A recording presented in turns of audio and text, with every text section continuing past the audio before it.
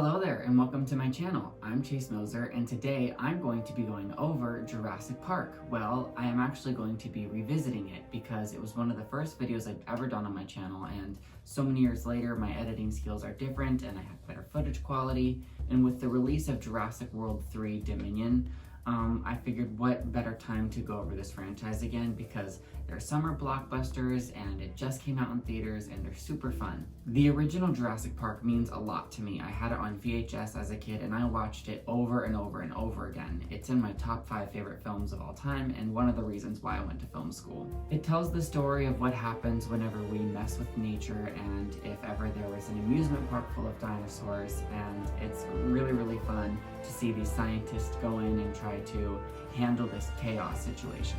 It'll go down in history as one of the biggest blockbusters ever, and that is because of Steven Spielberg, and we have him to thank for this franchise and for this original movie that is just so amazing. So with all of that being said, let's get right into Jurassic Park from 1993.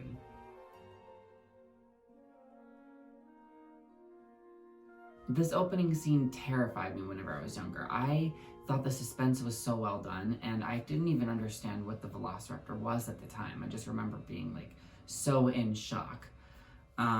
Watching it as an adult is so fun. I find it rare that I don't have a good time with this movie or that I lose its attention. I'm always watching it. I almost never check my phone or get distracted by other things. It's that good. It always keeps my peak of attention span. And I think that's because of the great storytelling and the great characters. The amazing characters like Grant and Ellie Sattler are my favorites, and especially whenever we get to the kids that come in later to the picture. John Hammond has come to Montana to offer them a job. They need to inspect the park before it can be open to the public, and it would have gone down really very well if they hadn't been infiltrated by a spy who is working for their opposing company called Biosin that they actually bring back in the very newest film. So there's this character that's trying to make a lot of money by smuggling the research from Jurassic Park off of the island. To do that, it requires him to shut the whole system down, and obviously the chaos that ensues is cinematic history. It's remarkable. We start off by entering into this wonderful land of imagination and creation, and then it's mixed with science and explanation, and you really go along for the ride, and Laura Dern sells it. She was my favorite character in this movie growing up. I loved her. I watched her be strong and empowering, and it was everything that I wanted to see was how she dealt with herself in this movie. The shots of the island and the music of them when they're taking the first tour, it's so magical and surreal, and it really feels like you're there. Steven Spielberg does a great job of directing his pictures. You know, he's obviously one of the best directors of all time. And I love the iconic moment where we see a dinosaur for the first time. Who doesn't? And we're introduced to the land and the layout of the park, and we're starting to get into the concerns, and that's when this movie starts really getting good because we are setting up the environment and the layout. I love that we're introduced to this like visitor center, and we visit it a lot actually throughout the film, so that by the time the finale happens, it's so chilling. With the events of the hurricane coming and the electricity being out and the dinosaurs coming out of their cage one by one, this takes a very scary turn because they're on their way back from visiting the dinosaur that was outside of the cage, the Triceratops. That was really heartwarming scene, but you don't want to be anywhere near the T-Rex paddock whenever the storm happens. And this moment where we see this T-Rex on screen, I'm sure audience members lost it for the first time. I was losing it as a child. How could you not believe that it's real? Like, how could you believe it's fake? I don't understand how they were even able to pull this off back then. This animatronic T-Rex is iconic. It's so brilliant, so amazing, and it performs so well. And the hell that they had to go through on set trying to get the actual, machinery to work. It just makes for one of the best scenes in history. I love the rain, I love the screaming of the kids, and how it was an accident that the T-Rex came crashing through the roof. I used to recreate this with my toys when I was younger, and I think that it's just such a perfect set of events. It's always ongoing. It's not just this, they're being terrorized by this dinosaur so many times throughout the film. And on top of that, there are so many great action sequences, like whenever the car goes over the cliff and into the tree, and he has to get the little boy out and it comes crashing down. You know, that's one of the most intense scenes ever, and that just again is accompanied by the great score. This is just one iconic scene after another, and it's no wonder why.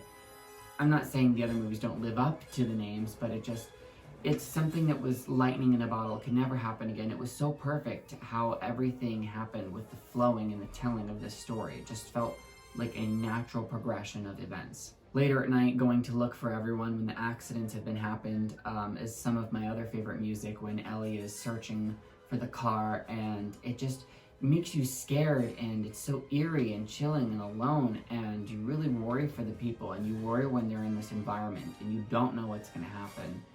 And I like the anxiousness that I feel. It works even after all of these years, and I still feel like they're going to get in trouble, like how they're sneaking around, because Ian Malcolm saying, "I'm fairly alarmed here," is one of my favorite lines in the entire film, and that chase scene with the car has become infamous. It's been mimicked in so many things throughout cinema history. The journey that Alan Grant is going on, from becoming someone who was initially not enthusiastic about the idea of children, and is now sort of put in a position where he has to care for them and save their lives and keep track of them.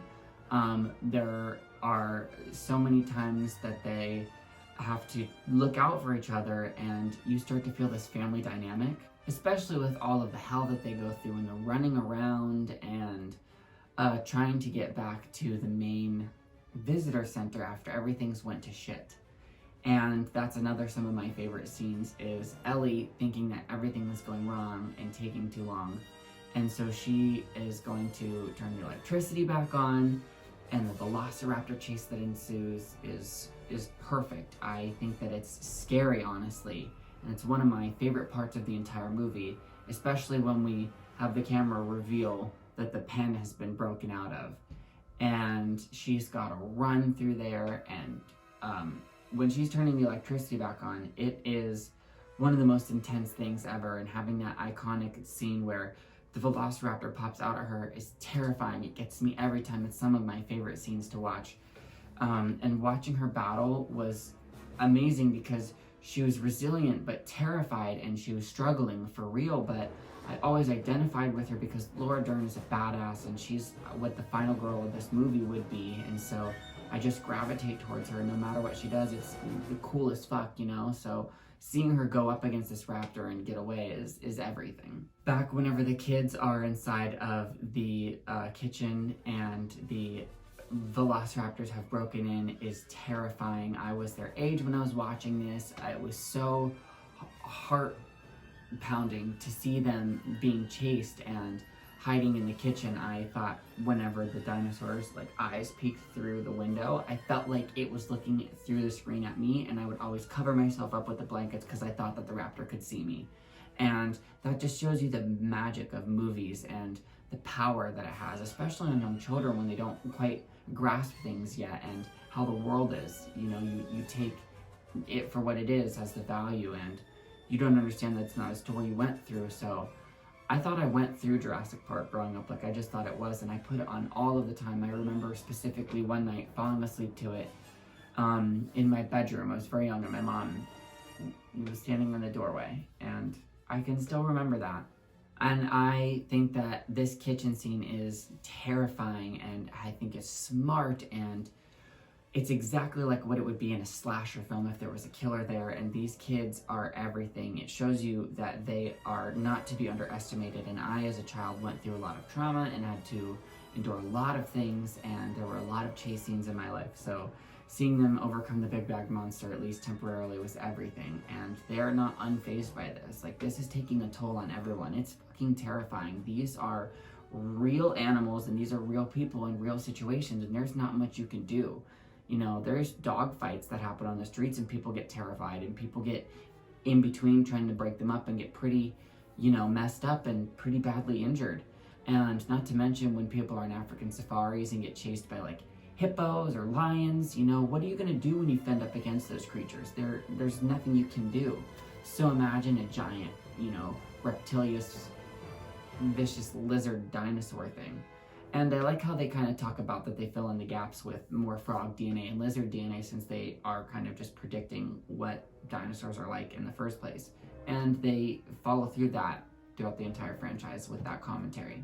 The control room scene into the finale is the best part of this movie, and it takes this entire watching the film and the lead up to have this payoff, because the intensity of the music and the raptor just busting through the window and getting them to run through the ceiling was always some of the scariest parts to me as well. I didn't know if they were going to make it out of that alive, and it's intense to watch. I love seeing them shuffle and coming up with where to go on the fly. It's not like they had this planned or rehearsed. It's like, oh shit, we gotta think about how to get out of here or what the fuck to do.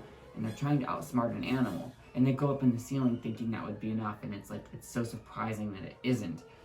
And having them all come down into the bones in the center, which is actually this game I have right here, and the T-Rex scene where they escape the paddock. I'll go into that later. It's my favorite part. I love it so much. It gives me the chills. I feel like a child again every time I watch it. It still feels like the first time, and I'll never get tired of it.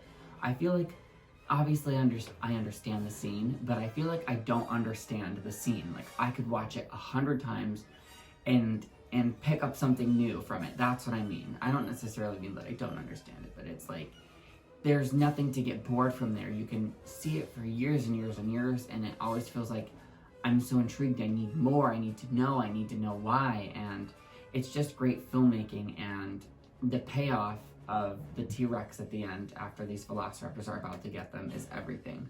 I remember watching this a couple of times ago, and obviously I got that it was scary as a child, but when you're an adult, I teared up. I almost fucking cried, like watching them being so terrified and just holding themselves in front of the children, like knowing like, we're gonna fucking die, bro, like this is it. And our corpses are gonna be found on the ground, and we're gonna get eaten, and it's gonna be painful.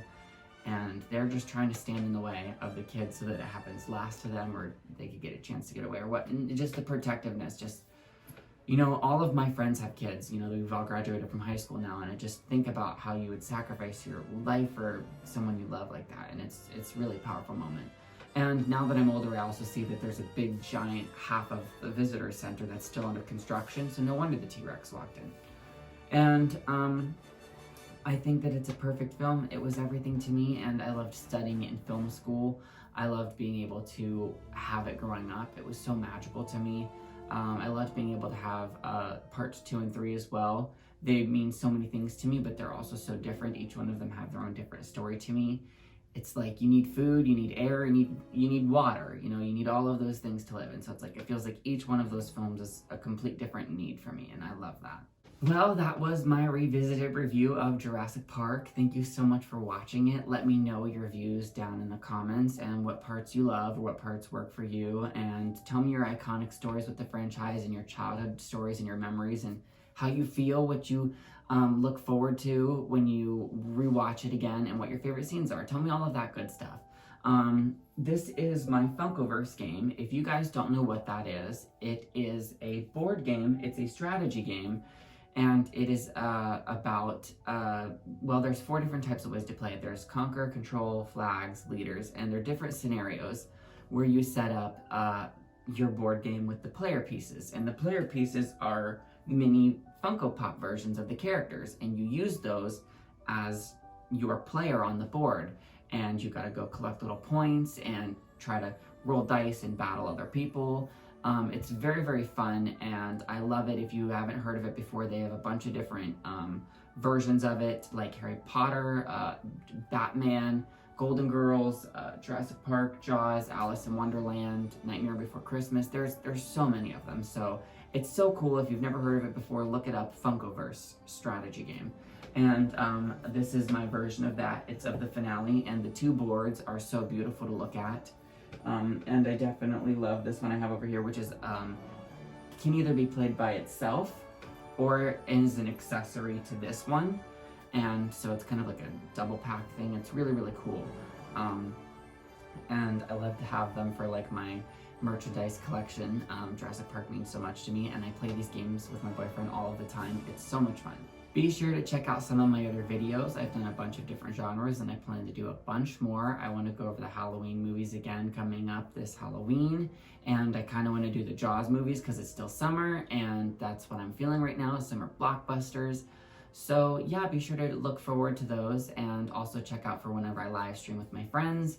Check out my community tab because I try to interact with that like once every day or 2 to 3 days. I like to ask fun questions. I post polls, I post information. So be sure to check that and it's the best way to interact with me. All right, I'll see you next time. Thanks for watching. Bye.